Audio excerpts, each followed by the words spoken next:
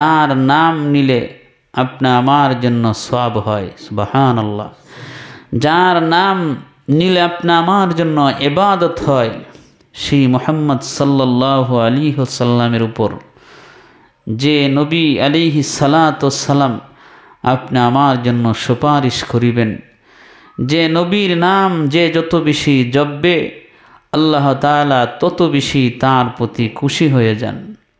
এই জন্য আল্লাহ তাআলা বলেন, ইয়া আইয়ুহাল্লাযীনা আমানু ইয়া আইয়ুহাল্লাযীনা আমানু সাল্লু আলাইহি ওয়া সাল্লিমু তাসলিমা।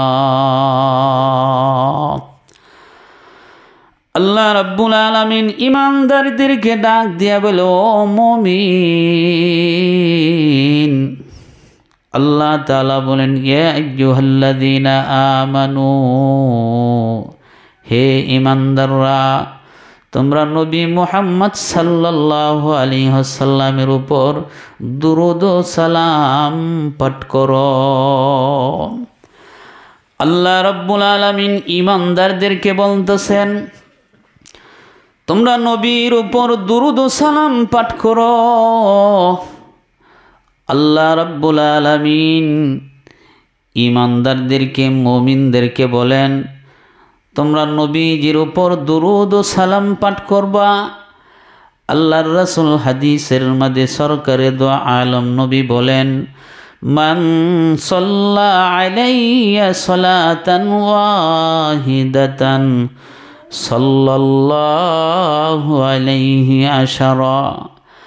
আল্লাহর পয়গম্বর সরকারে দো আলম নবী বলেন, কোনো ব্যক্তি যদি আমি নবীর উপর একবার দুরূদ ও সালাম পেশ করে, দুরূদ ও সালাম পাঠ করে, তো আল্লাহ তাআলা ওই বান্দার প্রতি 10টা রহমত নাজিল করে।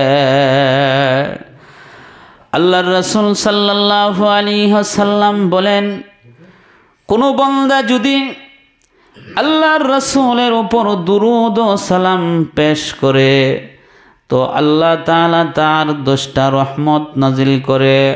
আল্লাহ তাআলা তার 10টা গুনাহ মাফ করে দে। আল্লাহ তাআলা তার জন্য 10টা মর্যাদা বাড়ায়া দে। এই জন্য রাসূল করিম সাল্লাল্লাহু আলাইহি ওয়াসাল্লামের উপর দুরূদ পড়া, আল্লাহ নবীজি বলেন, কোনো মজলিসের মধ্যে যদি আমি মুহাম্মদ সাল্লাল্লাহু আলাইহি ওয়াসাল্লামের নাম উচ্চারণ হয়, আর কোনো নবী, কোনো মানুষ যদি আমার নবীর নাম শোনার পরেও আমার উপর দুরূদ পড়ে না, এর চেয়ে বখিল আর পৃথিবীতে নাই।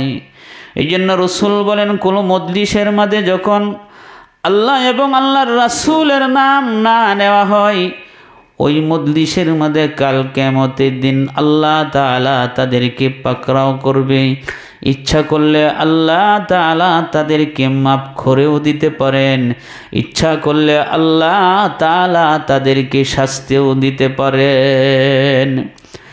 এই জন্য সরকারে দো আলম নবী বলেন, কোনো মানুষ যদি আমি নবীর রওজায় সালাম পেশ করে, আসসালামু আলাইকুম ইয়া রাসূলুল্লাহ বলে বলে যদি আমার রওজা সম্বোধন করে, তো আমি পয়গম্বর নিজ কানে ওই সালাম শুনতে পাই। আল্লাহর রাসূল সাল্লাল্লাহু আলাইহি ওয়াসাল্লাম বলেন, পৃথিবীর কোনো প্রান্তে তাকে যদি কোনো মানুষ সালাম পাঠা, এই গ্রামে বসিয়া যদি কোনো মানুষ নবীর উপর দুরূদ ও সালাম পেশ করে, আল্লাহর রাসূল বলেন, আল্লাহ তাআলা নির্ধারিত ফেরেশতা নিযুক্ত করে রেখেছেন।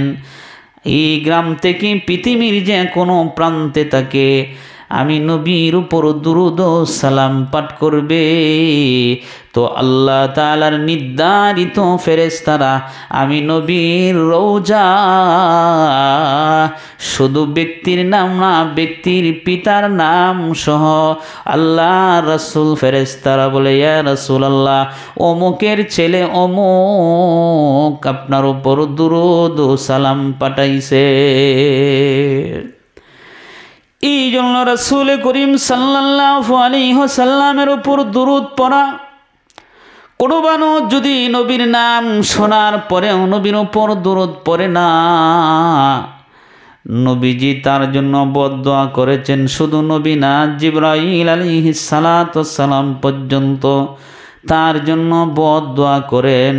আল্লাহর রাসূল সাল্লাল্লাহু আলাইহি ওয়াসাল্লাম একদিন মিম্বরে যখন পাও রাখলেন, আল্লাহর রাসূল প্রথম সিঁড়িতে পাও রাখলেন, নবীজি আমিন বললেন।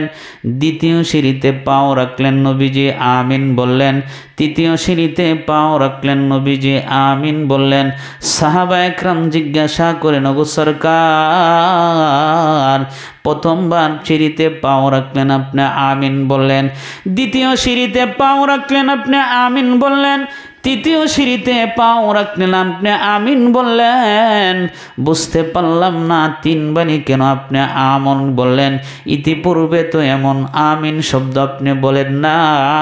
আল্লাহর পয়গম্বর সরকারে দো আলম নবী আল্লাহর রাসূল সাহাবীদেরকে ডাক দিয়া বলে, ও সাহাবায়ে কেরাম, জিবরাইল আলাইহিস সালাতু ওয়াস সালাম ফেরেশতাদের সর্দার হযরত জিবরাইল আলাইহিস সালাতু ওয়াস সালাম আগমন করেছেন। আর বলেন, লে পয়গম্বর সরকারে দো আলম নবী যে মাহে রমজান পাইল তার গুনাহ মাফ করতে পারল না, আমি জিবরাইল দোয়া করি সে যেন ধ্বংস হয়ে যায়। আমি নবী বললাম আমিন। দ্বিতীয়বার সিঁড়িতে যখন আমি পাও রাখলাম, জিবরাইল বললেন, ইয়া রাসূলুল্লাহ, যার বৃদ্ধ মা বাবাকে পাইল অথবা দুইজন থেকে একজন পাইল, তাদেরকে সেবা করে সে জান্নাত কামাইতে পারল না, আমি জিবরাইল তার জন্য বদদোয়া করি সে যেন ধ্বংস হয়ে যায়। আমি নবী বললাম আমিন। তৃতীয় সিঁড়িতে পাও রাখার পর জিবরাইল আলাইহিস সালাতু ওয়াস সালাম বললেন, ওগো সরকার, যারা আপনার নাম শোনার পরে দুরূদ পড়ে না, আপনি নবী মুহাম্মদ সাল্লাল্লাহু আলাইহি ওয়াসাল্লামের নাম শোনার পরেও যে দুরূদ পড়ে না, আমি জিবরাইল বললাম সে ধ্বংস হয়ে যাক। হযরতে নবী আলাইহিস সালাতু ওয়াস সালাম ডাক দিয়া জিবরাইলের এই কথা শুনিয়া আমি নবী আমিন বললাম। এই জন্য রাসূল করিম সাল্লাল্লাহু আলাইহি ওয়াসাল্লামের নাম উচ্চারণ করার সাথে সাথে নবীর উপর দুরূদ পড়া আপনি আমার জন্য আবশ্যক হয়ে যায়। এই জন্য দুরূদের অসংখ্য গণিত ফজিলত বর্ণনা করেন আল্লামা সমরকুন্দি রহমাতুল্লাহি আলাইহি। তার কিতাবের মধ্যে উল্লেখ করেন যে নীল নদের মধ্যে একজন সওদাগর, একজন ব্যবসায়ী ব্যবসা করার জন্য জাহাজ দিয়ে যাচ্ছে, তো নীল নদের পাশে অবস্থান করলেন। ওই জাহাজের মধ্যে একজন আল্লাহর আবেদ আছে, একজন বান্দা আছে, নিয়মিত নবীর উপর দুরূদ পড়ে। আল্লাহ রাসূল সাল্লাল্লাহু আলাইহি ওয়াসাল্লামের উপর নিয়মিত ওই লোকটা দুরূদ পড়ে।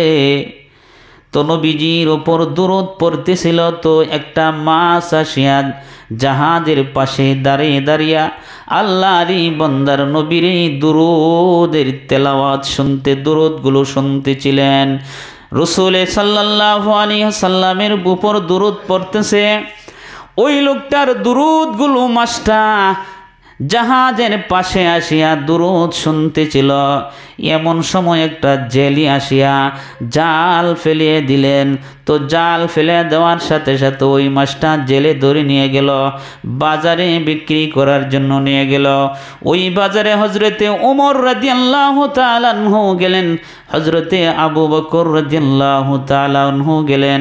হজরতে আবু বকর এই একটা বড় মাছ বাজারে উঠছে, তো হজরতে আবু বকর এই মাছটা খরিদ করিয়া আল্লাহর পয়গম্বরকে দাওয়াত দিলেন, ওগো সরকার একটি মাছ এনেছি, বড় আপনাকে দাওয়াত দিয়ে গেলাম, ওই মাছের দাওয়াত আপনি আমার বাড়িতে দাওয়াত রক্ষা করেন। আল্লাহর রাসূল সাল্লাল্লাহু আলাইহি ওয়াসাল্লামকে হযরতে আবু বকর রাদিয়াল্লাহু তাআলা আনহু দাওয়াত দিলেন। আল্লাহর রাসূল সাল্লাল্লাহু আলাইহি সাল্লামের দাওয়াত দিয়ে আবু বকর মাছটা তার বিবির কাছে দিয়া বলে, বিবি রে, ওই মাছটা সুন্দর করে মজা করে বোনা করবা, পয়গম্বরকে দাওয়াত করেছি, আল্লাহর রাসূল ওই মাছের বোনা দিয়ে বকা মাহরণ করবেন। রাসূলকে দাওয়াত দিলাম। আবু বকরের বিবি মাছটা কাটিয়া বোনা করার জন্য যখন ছোলা করাইতে দিল, কিন্তু দেওয়ার সাথে সাথে আগুন নিভে যা, বারবার চেষ্টা করে মাছটাকে বোনা করার জন্য, মাছটাকে বাজি করার জন্য, কিন্তু মাছকে বোনা করতে পারে না। পাতিলে দেওয়ার সাথে সাথে, বাজি করার সাথে সাথে, আগুন জ্বলার সাথে সাথে টাট করে আগুনগুলো নিভে যা। আবু বকরের স্ত্রী হজরতে আবু বকরকে ডাক দিলেন, ওগো আমার প্রাণের স্বামী, মাছ বাজার থেকে আনলেন, কিন্তু মাছটাকে বাজি করা যাচ্ছে না। মাছকে যখন চুলার করার মাঝে দেওয়া হয়, আগুন জ্বালানোর সাথে সাথে আগুনটা নিভে যা। হযরতে আবু বকরও চেষ্টা করলেন, স্বামী স্ত্রী উভয়জন মাছটাকে ভুনা করার জন্য চেষ্টা করলেন, কিন্তু মাছ বোনাও হচ্ছে না, মাছকে বোনাও করা যাইতেছে না। হযরতে আবু বকর রাদিয়াল্লাহু তাআলা আনহু আল্লাহর রাসূল সাল্লাল্লাহু আলাইহি ওয়াসাল্লামকে সংবাদ জানাইলেন, ওগো সরকার, বাজার থেকে একটি মাছ খরিদ করে আনলাম, কিন্তু মাছটাকে বোনা করা যাচ্ছে না। আল্লাহর পয়গম্বর সরকারে দো আলম নবী শোনার সাথে সাথে বলেন, ওই মাছ তো সেই মাছ যে মাছ নবীর আশিকের দুরূদ শ্রবণ করেছিল। ও আবু বকর শোনো, ওই মাছটাকে দুনিয়ার আগুন কেন, জাহান্নামের আগুনে ওই মাছটাকে পুড়তে পারবে না। আল্লাহর রাসূল সাল্লাল্লাহু আলাইহি সাল্লাম বলেন, ওই মাছটা দুনিয়ার আগুনে কি জাহান্নামের আগুনে জ্বালাইতে পারবে না। যদি একটা মাছ নবীর আশিকে হইয়া নবীর ওপর দুরূদ শ্রবণ করিয়া যদি একটা মাছ এমন মর্যাদা হইতে পারে, তাহলে আমি আপনি আশরাফুল মাখলুকাত, আল্লাহ রাব্বুল আলামিন সৃষ্টির সেরা বানাইছেন, আর সেই নবীর উম্মত আমাদেরকে আল্লাহ তাআলা বানাইছেন, তাহলে আমরা কেন রাসূল সাল্লাল্লাহু আলাইহি ওয়াসাল্লামের দুরূদ পড়িয়া শ্রেষ্ঠতা কামাই করতে পারবো না। এই জন্য হযরতে শেখ শিবলি রহমাতুল্লাহি আলাইহি কিতাবের মধ্যে আসছে, হযরতে শেখ শিবলি রহমাতুল্লাহি আলাইহি কানায় কাবা তওয়াফ করতেছিলেন।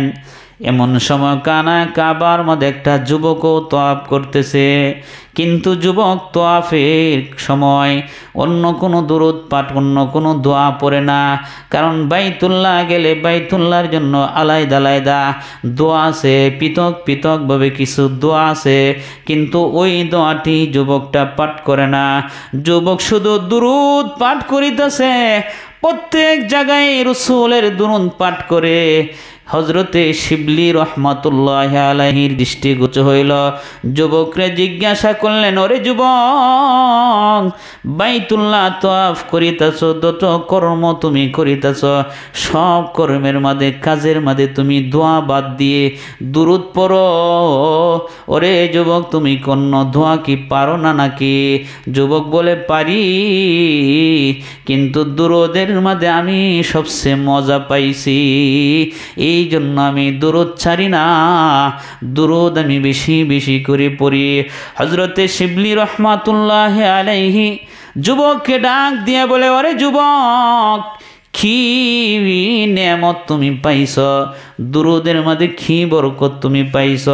আমি তোমাকে অনুরোধ করি, তোমার জানা তোমার প্রত্যক্ষ দুরুদগুলো আমাকে বলো, দুরুদের দ্বারাতে তুমি কি ফজিলত কি দেখতে পারলাম। যুবকটা এখন বলেন, ওগো আল্লাহর ওলি, শুনেন, আমার বাবাকে নিয়ে আমি হজ্জে বাইতুল্লাহর জন্য বের হয়ে গেলাম। আমার বাবার সঙ্গী হইলাম, বাবা হজ করবে। আমি বাবার সঙ্গে রওনা হইলাম, বাপ বেটা একসাথে আমরা হজে রওনা দিলাম। যখন বাগদাদ শরীফের মাঝে আইলাম, বাগদাদের এলাকায় এলাম, ওই বাগদাদ আসার সাথে সাথেই আমার বাবার শরীরের মাঝে জ্বর এসে গেল। তো আমার বাবার দেহের মধ্যে প্রচণ্ড জ্বর। এক পর্যায়ে দেখলাম এই জ্বরে বাবা দুনিয়া থেকে বিদায় হয়ে গেছে। আমার বাবা এন্তেকাল হয়ে গেল। রাত্র যখন হয়ে গেল, কোনো মানুষ নাই বাগদাদে। আমি আমার বাবা এন্তেকালের সন্তান হিসেবে আমার কষ্ট যতটুকু আমি আমার বাবার জন্য কাঁদতেছিলাম, তো হঠাৎ করে আমার বাবার চেহারার দিকে তাকায় দেখলাম আমার বাবার চেহারাটা যেন শুকুরের চেহারার পরিণত হয়ে গেল। আমি ভীষণ চিন্তায় পড়ে গেলাম। আমার বাবার চেহারা এখন শুকুরের চেহারার মতো হয়ে গেল। এখন তো আমার দুঃখ আর তো আর জায়গা নাই। যুবকটা বড় প্রচণ্ড আওয়াজে কাঁদতেছে। আমার বাবার চেহারাটা এখন শুকুরের চেহারা হইল। বাবা হজের জন্য রওনা দিয়েছে, আর এই অবস্থা আমার বাবার চেহারাটা শুকুরের আকৃতিতে হয়ে চেহারা হয়ে গেল। চিন্তায় যুবকটা ক্লান্ত হয়ে ঘুমিয়ে যা। তো ঘুমের ঘরে যুবকটা স্বপ্নে দেখে, ঘুমের ঘরে স্বপ্নে দেখতেছে সাদা পরিহিত সুন্দর একজন মানুষ তার বাবার লাশের পাশে আসলেন, এবং তার বাবার লাশের পাশে আসিয়া মুখ থেকে চাদরটা সরাইয়া দিয়া তার হাতগুলো তার বাবার মুখের মাঝে হাত বুলায় দিলেন। বোলানোর সাথে সাথে চেহারাটা যেন উজ্জ্বল হয়ে গেল। এই অবস্থা, লোকটা চলে যাচ্ছে। আমি স্বপ্নে যুগে তাকে জিজ্ঞাসা করলাম, কে গো আপনি? বিপদের সময় এখন আমার বাবার চেহারাটা শুকুরের চেহারার পরিণত হয়ে গেল। আপনি হাত বোলানোর সাথে সাথে আমার বাবার চেহারাটা নূরের মতো উজ্জ্বল হয়ে গেল। আমার বাবার চেহারাটা এখন নূরে চমকাইতেছে। যুবকটাকে বলে, ও যুবক, আমি তো দুনিয়ার কোনো মানুষ না, আমি এমন একজন মহাব্যক্তি, তোমার ওই বাবা মদিনার নবী জনাবে মুহাম্মদ সাল্লাল্লাহু আলাইহি ওয়াসাল্লাম, আমি এসেছি। যুবকটা বললেন, ওগো সরকার, আমার বাবার মৃত্যুর সংবাদ আপনি কিভাবে জানলেন? আমার বাবা মারা গেছে, এই সংবাদ আপনি কিভাবে জানলেন? আল্লাহর রাসূল সাল্লাল্লাহু আলাইহি ওয়াসাল্লাম বলেন, তোমার বাবা দৈনন্দিন আমি পয়গাম্বর উপর 300 বার দুরূদ ও সালাম পাঠ করত, কিন্তু আজকে তোমার বাবার দুরূদ ও সালাম আমার রওজায় পৌঁছে না। তো ফেরেশতাকে জিজ্ঞাসা করলাম, ও ফেরেশতারা, যে সমস্ত ফেরেশতারা নবীর দুনিয়ার আনাচে কানাচে কোনো বান্দা দুরূদ পড়লে দুরূদটা পৌঁছায় দেয়, ওই ফেরেশতাকে জিজ্ঞাসা করলাম। ফেরেশতা বলেন, ওগো সরকার, আপনারই উম্মতটা ইন্তেকাল হয়ে গেছে, এই জন্য দুরূদ আসে না। কিন্তু একটা দুঃখের সংবাদ, আপনারই বান্দাটা, আপনারই উম্মতটা আপনার উপর নিয়মিত 300 বার দুরূদ পড়তো, কিন্তু তার চেহারাটা এখন শূকরের চেহারার মতো হয়ে গেছে। ফেরেশতাই সংবাদ দেওয়ার সাথে সাথেই আমি আমারই বান্দার প্রতি, আমার উম্মতের প্রতি দরদ নিয়া আমি নবী তোমার বাবার চেহারার মাঝে হাত বুলাইয়া দিলাম। সকালবেলা ফজরের নামাজের পরেই দেখা চতুর্পাশ দিয়ে মানুষ আসতেছে। আমি এটাও দেখে বিস্ময়কর হয়ে গেলাম। আমার বাবার মৃত্যু বাগদাদের কোনো মানুষ জানে না, কোনো মানুষকে এলান করাও হয় না, মাইক দিয়ে ঘোষণাও করা হয় না, কিন্তু চতুর্পাশ দিয়ে মানুষ আসতেছে। আমি জিজ্ঞাসা করলাম, ও আল্লাহর বান্দা, আমার বাবা ইন্তেকাল হয়েছে, সংবাদ তো আমি কারো কাছে বলি না, তোমরা কিভাবে জানলা যে আমার বাবা ইন্তেকাল হয়ে গেছে? লোকেরা বললেন, সকালবেলা আকাশ থেকে একটা বিকট গাইবে একটা আওয়াজ আমরা শুনতে পাইলাম, ওরে এলাকাবাসী, তোমাদের মরুপ্রান্তরে একজন মানুষ মারা গিয়েছে, তোমরা যদি নিজের পাপগুলো মোচন করতে চাও, নিজের অপরাধগুলো যদি ক্ষমা করতে চাও, তাহলে তার জানাজার নামাজ অংশগ্রহণ করো, আমি আল্লাহ তোমাদের পাপগুলো মোচন করে দেব। এই আওয়াজ শুনতে পাইলাম।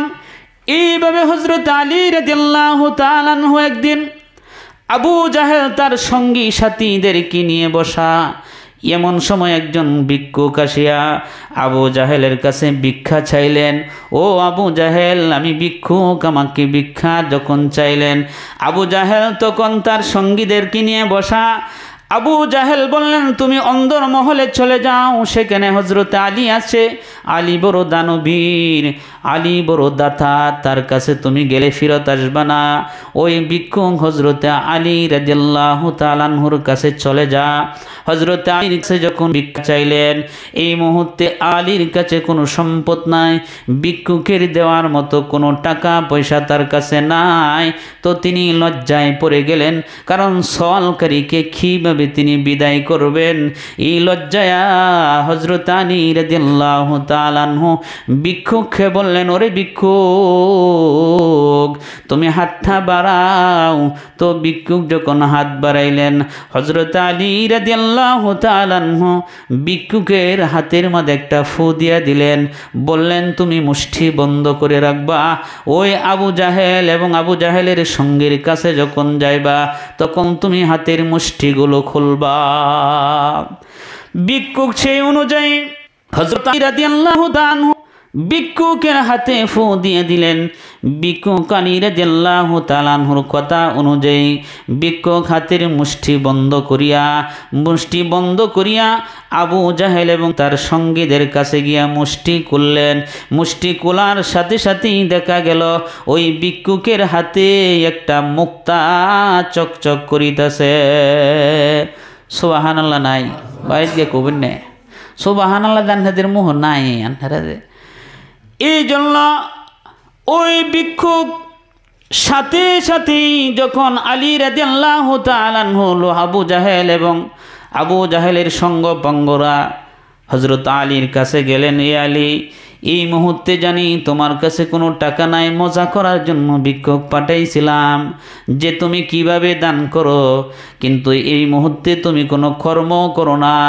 এই যে তুমি ভিক্ষুকের হাতে একটা মুক্তা চকচকে মুক্তা দিয়া দিলা, বর্তমান বাজারের মূল্য হলো 1000 দিনার সমপরিমাণ।